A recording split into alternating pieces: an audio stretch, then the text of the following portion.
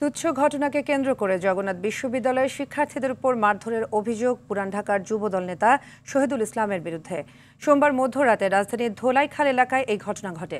স্থানীয়রা জানান, ধোলাইখাল এলাকার একটি মার্কেটের সামনে দিয়ে যাওয়ার সময় ভুলক্রমে নির্মাণাধীন ঢালাইয়ের উপরে পা দেন ওই শিক্ষার্থী। এতে স্থানীয় এক লোকের সাথে কথা কাটাকাটির এক পর্যায়ে যুবদল নেতা শহীদুল ইসলামের নেতৃত্বে স্থানীয় লোকজন শিক্ষার্থীকে মারধর করে।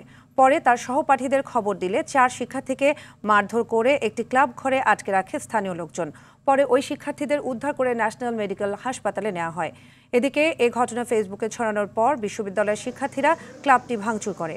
এই সময় শিক্ষার্থীরা ওই নেতাকে ধরতে রাতভর সেখানে অবস্থান করে। পরে শেষ রাতে অভিযুক্ত যুবদল নেতার দ্রুত বিচারে প্রক্টর ও প্রশাসনের আশ্বাসে ক্যাম্পাসে ফিরে যায় শিক্ষার্থীরা। মানে কথা কাটাকাটি হয়েছে কোনো একটা ইস্যু নিয়ে, তারপর তার আটকে মারধর করছে। ও একাই ছিল তখন। তারে যখন মারধর করে তখন ও ফোন দিলে ওর বন্ধু বান্ধব সহ বেশ কয়েকজন যায়।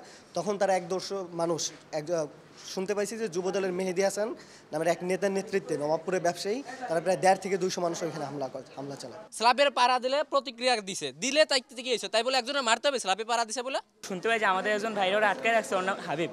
পরে আমরা গেছি ওরা ছুটাইতে, ওইজন ছুটাইতে যাই প্রথমে ওরা স্থানীয়রা কাচের বোতল ছুঁড়ে মারছে, আমার পা কাটছে, আমাদের কয়েকজন পা কাটছে, তারপরে কয়েকজন কাটকে ওরা মারছে।